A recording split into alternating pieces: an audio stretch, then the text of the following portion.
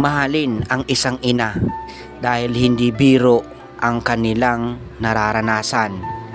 Lahat ay kayang gawin kapag kapakanan na ng anak ang pag-uusapan. Si Ate Cristina may 5 anak at may patong-patong na karamdaman sa katawan. Pero pinipilit niyang buhayin. Pumupunta siya sa Quiapo para manlimos at umuuwi din siya ng Bulacan pagdating ng hapon. Sa kabila ng kanyang karamdaman ay tinitiis niya ang hirap para lang mabuhay ang kanyang mga anak.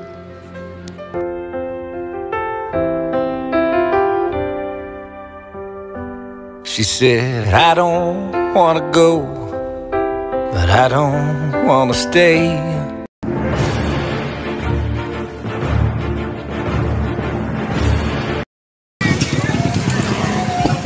Ngayon,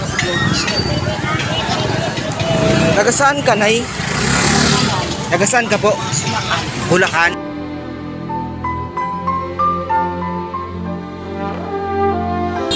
Ano nangyari sa balat mo, Nay? May sakit ako diabetes, cancer sa butot at ay sa dugo. Sa dugo? Halo-halo. Ito yung balat niya, oh.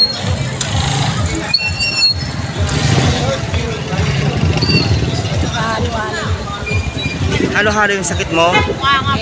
Sa UTI, sakit pa sa buto.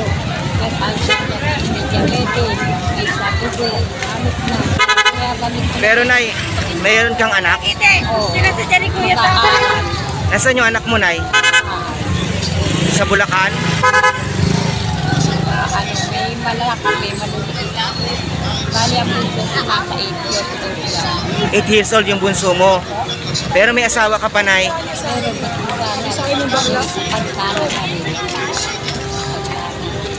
Ibig sabihin na ito yung kinabubuhay mo, panlilimos? Hindi naman ako nakakapaghanap ng aranay sa inyo. Nay, umuwi ka sa Bulacan araw-araw? Oo, mamaya-maya.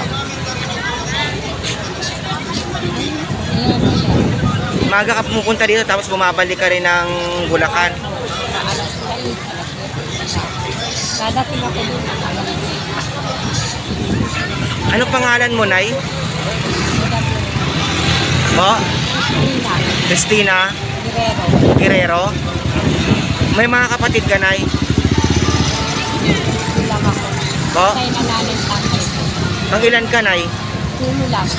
Solong anak ka lang? Oo, namatay ang nanay at tatay ko. 12 years old pa lang ako. Ako na lang magbunta. Inalaki na lang ako ng mga angkan ko. Tapos, ngayon na matanda na ako, hindi ko na kinalaki. Hindi ko lalo ko na. Bali, ako lang ang kumakain pa. Pamilya ko talaga. Wala ko.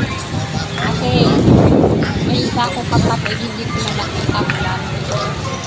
Hindi na siya nagpakita sa akin kasi wala kami. Wala na. Lalong naman kaya, bumubuhay sa akin. Wala ko makakita. Hindi na kaya katawang ko.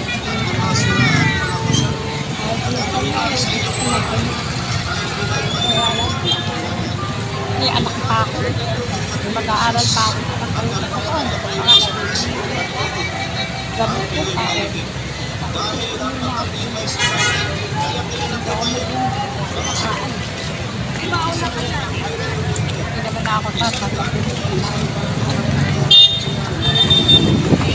Bugan. kailangan mo.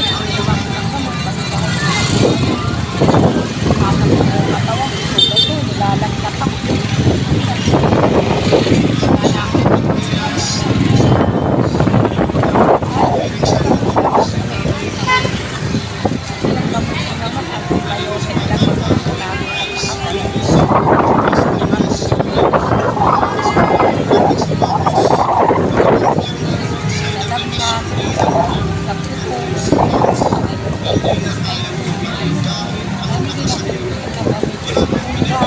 Sabay-sabay na yung komplikasyon, Nay. Oo, sabay-sabay yung iba-ibang paraan. Pagod mo, para ka ng hina na.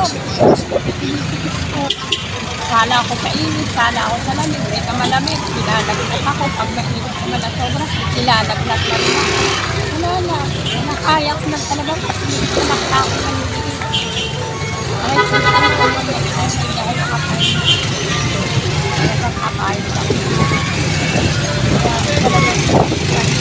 Ano pangalan niyo po ulit, ma'am? Po?